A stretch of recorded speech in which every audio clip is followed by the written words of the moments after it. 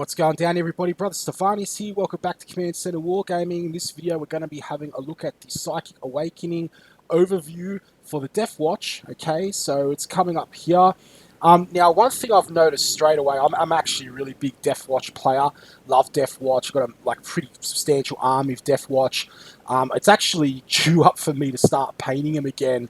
But it's just funny. One of my favorite Deathwatch units is the Deathwatch Leviathan Dreadnought with double storm cannons, storm cannon arrays, storm siege cannon arrays, and what I used to do is I used to deep strike it down, like basically turn two, and because with Deathwatch you can actually go through and deep strike, dreadnoughts as well because they're an elite faction and stuff, So Deathwatch are really, really good. They're really, really powerful. Now, they have slipped a little bit in late in terms of the meta and things like that in competitive play, but they are still really good. Like, they are still, you can still have a game with them. It wasn't like Grey Knights where you just get, like, obliterated. They needed, like, a massive update. Like, even Space Wolves, they kind of needed a massive update. But Deathwatch could actually stand on their own, okay, pretty well. So, just before we start, I just think it's hilarious because there's actually a stratagem here. I just want to point this out at the start of the video.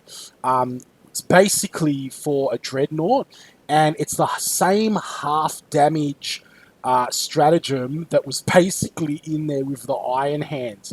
So it's kind of like, I mean, don't get me wrong, I'm not complaining, but it just seems as though Leviathan dreadnoughts are now being used as a solution for Games Workshop to make money. I mean, which is fine. I mean, that's what they should be doing, make money. But why bother nerfing another chapter if you're just going to get another Space Marine chapter and dial them up to 11? Because Deathwatch are already pretty powerful. Like, they've already got heaps of buffs, heaps of stratagems, heaps of abilities from the previous codex. And then you're going to add this on top of that. And I could just see Deathwatch being like the new Iron Hands, essentially. So it's like, we're going to take the Leviathan Dreadnought shenanigans, the Warhammer list from Iron Hands, and we're going to move that over to Deathwatch because we need some, sell some stuff when our stores reopen again. But that's all good, that's all cool. A lot of these stratagems are actually from the Vigilus books, I think, as well. The Rapid Fire, Bolt Storm, and Target Sight, they are very similar ones. But here it is here, yeah. So, Duty Eternal, one command point, like, it just boggles my mind, everybody. One command point. Use this stratagem when a Deathwatch Dreadnought model for your army is chosen as a target for an attack until the end of the phase. When resolving an attack made against that model, halve the damage inflicted, rounding up. Okay, so, I mean, it's still not super broken, I suppose, but I mean, they have tried to sort of limit it by basically saying that you can only do that with, like, a unit that's been targeted, not just, okay, I'll just make that dreadnought, half damage. But at the same time, it's kind of just like, well, that actually works better for me because it's probably what I should have been doing anyway, right? Like, I mean, if my dreadnought's getting targeted, then I guess that's when I want to, like, invoke that strategy, right? Invoke that stratagem. I mean, it'd be pretty silly to waste some command points on a dreadnought sitting at the back of the table that no one's touching, right? So, anyway, so it's at the end of the phase. When resolving an attack made against that model, so it's basically any attack, range, or melee, halve the damage inflicted, rounding up. Now, it says damage, right? It doesn't say wounds, so we've got to look at the wording here. So essentially what that means is that, I guess las cannons, the damage of a las cannon, if someone rolls a 6 for damage, that would be 3. So you imagine that, you get this guy here with a tech priest next to him, or somewhere, Leviathan Dreadnoughts, kicking on, kicking back. I've got mine here as well, needs finishing up. I've got a few Leviathans, I really like Leviathans. But yeah, so that's that one there. Just wanted to cover that first because I think of all the overview for the Deathwatch in terms of what they already had, like also Bolt Storm is very strong with these guys as well. The Bolt Discipline special rule is very strong with these guys as well because of the Terminators and stuff like that as well. My Deathwatch army has like just veterans in it with storm bolters. That's the other thing that that's really powerful with Deathwatch. On my channel I think there's a little bit of a beginners list that I did on the channel back there somewhere, but I think I will do another one because Deathwatch is one of my primary armies. I am a very elite army player. I like Custodes, Deathwatch, sort of stuff like that. Alpha Legion in 30k, even though they're technically like not an elite army, but they have very good veterans. They sort of operate like more of an elite army because of all their rerolls they get from Coils of the Hydra and stuff like that, and their mutable tactics with all the rerolls that ones they essentially. It's funny because Alpha Legion kind of play like Ultramarines in 30k in a way, which I find is a little bit ironic. Being that their commander is very buff-centric and things like that. But they're very, very strong in the deployment phase as well. But anyway, moving on. So let's have a look at this. So across the run of the Psychic Awakening books, almost every Warhammer 40,000 faction has had its time in the spotlight as a narrative of the galaxy in turmoil as encompassed by them.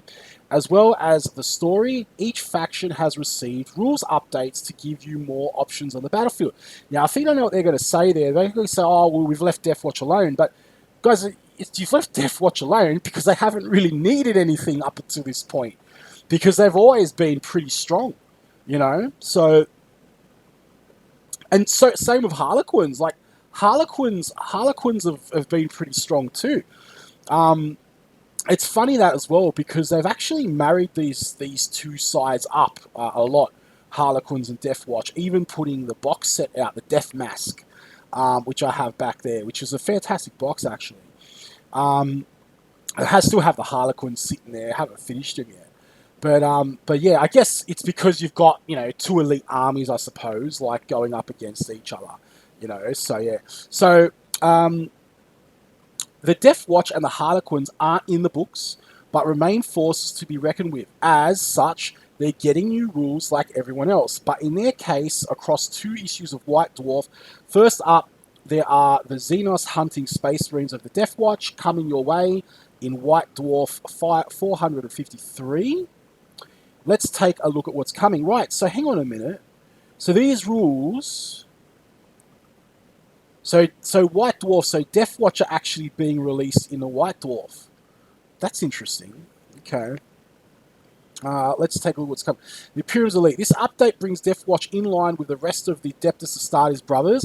They gain the Angels of Death suite of abilities, including Shock Assault, Bolt of Discipline, and Combat Doctrines. Now, in Beer and Pretzel's games, I was just adding those to it anyway. No one really cared, but I suppose for competitive, it's really important to have those rules written down. Now, one of the reasons, if I do understand that correctly, that they're releasing the Deathwatch in a White Dwarf might be because they're already pretty powerful, and in order to make them more powerful, that to release them, to justify releasing a book, they probably would make them a little bit OP. And the other thing is as well, a lot of the things that have been happening with the Psychic Awakening is just updates to the data sheets as well. So like Space Wolves, it's like, oh yeah, here's just every other sort of Primaris unit that we've released in the last 6 months, in data sheet form. But with Deathwatch, a lot of their units are still very limited in what they can take and what they can't take. Because I was thinking those new sort of mechs, those war suits, man, they would be brutal with Deathwatch and all their buffs and stuff like that. Like, they have enough deep striking already, for goodness sake, So, yeah, I mean, frontline alpha strike anybody, so, so that could be why, if I'm reading that correctly, and I'm not misinterpreting that, but that's what it says here. I would have expected these guys to get their own book, but, or maybe they're doing a bit of both. Maybe it's because of the current world situation they're going through, and, yeah, so... Okay, gaining combat doctrines is a big win for the Deathwatch, which is true, especially with additional AP that each of the doctrines gives to various weapons. Coupled with special issue ammunition, this tactical flexibility is broken. No, makes your Deathwatch, didn't say that, makes your Deathwatch fearsome opponents indeed. This is only enhanced by their new stratagems, which are the same ones gained by other chapters putting the Deathwatch on par with the rest of them. So, like I said, so like, you know, with those were actually in a Vigilus book, Vigilus Nihilus, some of those stratagems there. So that would make sense, because it's like, okay, well, they're making people, you know, this is kind of just like bringing Deathwatch back to the level. It's not adding that much new, so I guess, well, it's never stopped them before, but it would be pretty obvious for Games Workshop if they did release this in a whole book. I don't know. I still would have liked to seen a book for these guys with Harlequins. Maybe it will come. I don't know. But either way, it's like a $9, you know, White Dwarf book versus like, you know, an $80 for me Psychic Awakening book, you know. But it begs a question, if they're just doing this with White Dwarf anyway, then why not just have all the freaking updates in White Dwarfs? You know, instead of making people like buy $80 books every freaking like couple of months, you know, or even better, have the codexes online. I still reckon online codexes that update, even if you charge like a little bit more for it, like say you charge like, you know, digital copies usually go for around just over half. So even if you charged like maybe $60 for an online copy, but then every time there's an errata, every time there's an update, you get a notification, and then it automatically updates. Like heck, have it over like iBooks, you know, and or even like, you know, Black Library, you know, just do it in there. So that would be awesome. So definitely, but it will make that another video. But yeah, so stratagems of the long watch. So each of these new options enhance a particular Deathwatch unit in various ways, reflecting their veteran status and elite abilities. Duty Eternal, for example, allows your dreadnought to stride through hails of enemy fire virtually unscathed. Well, I wouldn't go that far, but it is still pretty bloody broken. While Veteran Fury gives Terminators a +1 hit on all attacks on the fight phase, plus the buffs you can give them, plus like the new Shock Assault rule. Guys, I'm calling it here. I don't think you could take Deathwatch Centurions, obviously, but you could take Deathwatch Aggressors. I need to have a look at this book, because even Terminators of Thunderhammers, Deathwatch Terminators of Thunderhammers, Deathwatch Terminators of Power Fists, like these guys are going to, why play Space Wolves? You know, you could just deep strike these guys in, and then you're rock and rolling. So anyway, I read out the Duty Eternal. Next one is Veterans of Fury. So use this strategy in any phase. Select one Deathwatch Terminator unit from your army until the end of that phase. When resolving an attack made by a model in the unit, add 1 to hit roll. Brutal, because you got your chapter masters and that running around with them. You're already re-rolling all hits, or re-rolling the hits of 1, and now all of a sudden for 1 command point, like, you could probably actually, you know what the most epic part of this is? So the most epic part of this is being able to mix this up with your special ammunition to like change like preferable cartridge there. Or what you could do, see, before I used to put in a Terminator captain with the deep striking Terminators, right? Now, the only reason he was there, the ones that came down, was basically to give him the buffs. But what this enables you to do, instead of having like a 150-point Terminator over, you know, in your deep strike, you can actually just spend the 1 command point and almost give him the same, you know, sort of like, you know, power coming in, and then put those points somewhere else, which is pretty awesome. Yeah, so because they're already getting all those other bonuses. Like, you think about all your other stratagems, the bonuses are versus the Tau, versus the Eldar, stuff like that. So these guys, you know, are definitely going to get power. I think there's going to be an FAQ coming. A lot of people are going to be playing Deathwatch again. So you're in, and the Intercessors as well. Oh my gosh! So you mix these in with a special ammunition. Oh my gosh! So your Intercessors have a trio of stratagems that give each of the bolt rifles additional abilities. Bolt Storm gives auto bolt rifles automatic hits with every half range, while Intercessors with Stalker bolt rifles can fire at characters and cause mortal wounds.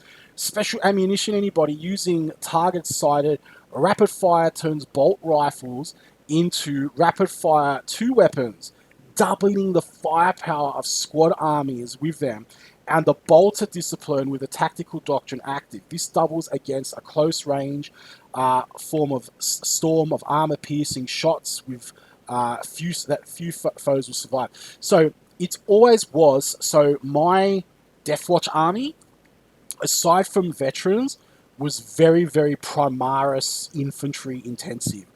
This is the if you want to play Primaris, I've always said, if you want to play Primaris, play Deathwatch, because Deathwatch should be not Codex Deathwatch, it should be Codex Primaris. Because it's, yeah. So yeah, I hope we get a few of the extra data sheets here. It would be awesome, because if you were to give these guys impulses, oh my god, can you imagine being able to load up your Primaris as well, having that flexibility with a troop, a cheap troop transport? Oh my goodness. So, guys, this is just a preview. I'm sure there's going to be more. Yeah, so let's see how they do. So here are the stratagems. Look, I won't read these out because we've already gone through that here. Essentially, they're the same ones from the Vigilus book, okay? Basically, it enables you to add rapid fire to go through and target things in half range with automatic hits and target sighted. I will read this one out though. So 3 command points, because I forgot what this one was. So 3 command points. Use a stratagem at the start of your shooting phase. Select one Deathwatch Intercessor unit from your army until the end of the phase. Stalker bolt rifles that models in that unit are equipped with gain the following ability. This weapon can target a character. Just character attacks. Okay, cool. And when resolving an attack made with this weapon, a wound roll of a 6 inflicts 1 mortal wound. Can you imagine mixing that in with Bolt Storm, with the oh wow, like that is crazy, you know, that is crazy with the Bolt of Discipline. That's going to do some damage. So it's probably taking it away from Iron Hands too. You know, I've got one of these flyers, these Black Stars. It's sexy as anything, but I've never really used it competitively or even in like semi-competitive games because, I don't know, like I just don't think it's valued for its points. Yeah. But I should finish my Deathwatch Land Raider. That might be an idea. I've also got a Land Raider Achilles with melters and that, which I had for Deathwatch too, which is awesome. So yeah. So okay, so yeah, like there's heaps more. Check it out. So this is just a taster of the 14 stratagems that will give your Deathwatch a plethora of additional tactical options. Many of them can be further enhanced by the 6 new litanies of battle that Deathwatch chaplains will have access to. Your close-range bolt rifle volleys will benefit from a +1 to wound as well that a Catechism of Fire provides, or a +1 to hit for the eradication of focus, while other litanies will allow more reliable charges, enhanced melee ability, or even the ability to shrug off mortal wounds. Wow. Yeah. Add that with this. Wow. So here are some of the sneak peeks of some of their litanies. So you've got the Catechism of Fire. If this litany is inspiring, select one friendly Deathwatch unit within 6 of the model. When resolving an attack made with ranged weapon by a model in that unit against the closest visible enemy unit of that model, add 1 to the win roll.